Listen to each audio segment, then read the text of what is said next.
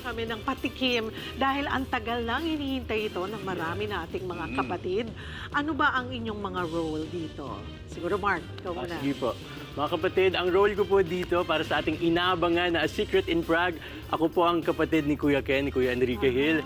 So, si Kuya Enrique po ay may pangarap na makapag-aral sa Maynila noon. Pero dahil sa hirap po ng buhay, ang family po kasi namin dito ay challenge. Ano? And now it's my turn na makapag-aral sa Maynila. At gusto niya na matupad ko po yung pangarap na yon. At gumawa po siya ng paraan para mapag-aral ako sa Maynila. At doon na nga po pumasok, ba't siya napunta sa Prague. At yun nga po ang kwentong aabangan natin. Ano kaya mga susunod na mangyayari? Bakit na kuya naman pala? Si Cedric naman, anong role mo rito? Bali, ako po, kasama ko si Kim, kami yung sumunod papunta sa Prague. Dahil gusto po namin na talagang masarado na tong tingin namin na syndicate na kinabibilangan ng family ni Blay. And at the same time, parang naging si Enrique yung way namin for that investigation.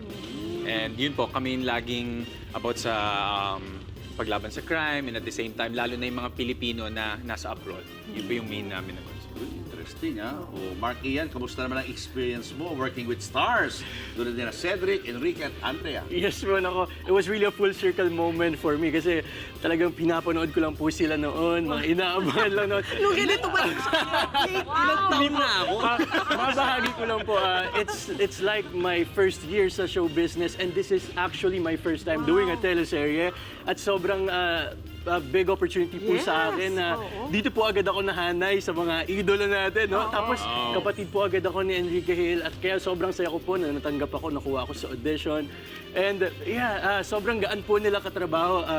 To be specific with Kuya Ken, siya po lagi ang ka-eksena ko. He was always guiding me. More than sa pagiging kuya niya sa akin, sa kwento. Kuya ko rin po siya sa set eh. Ginagabay niya po ako sa pag-aaral ng script, nagto-throw lines kami. So magaan po ang trabaho. Hindi rin pala biro kasi you had to audition. Yes po, So, po, ibig po. sabihin, may nakita talaga sa'yo para mangyayari yung role. Diba?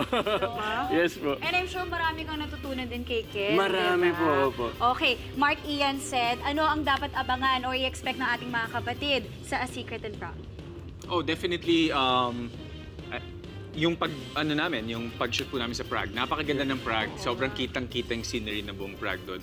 Pero hindi lang yun, nandun din kasi yung napakadaming layers ng kwento ng A Secret in Prague, lalo na yung paano nabuo yung pagmamahalan nilang dalawa and all.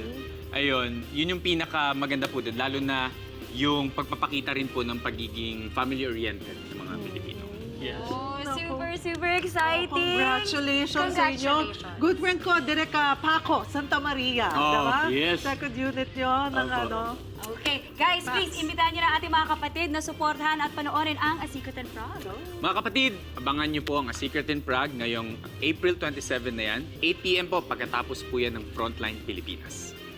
Ito po ay isang mystery romance thriller film sa Czech Republic. Ito rin ang first official lead tambalan ni Enrique Hill at Andrea Brillantes. Kasama rin po namin dito sina Miss Kim Domingo, Sir Edu Manzano, Miss Erlyn Mulak, Sir Joel Torre, Miss Kay Brosas, at marami pa pong iba. At mamaya nga po, panoorin niyo po ang full trailer ng A Secret in Prague.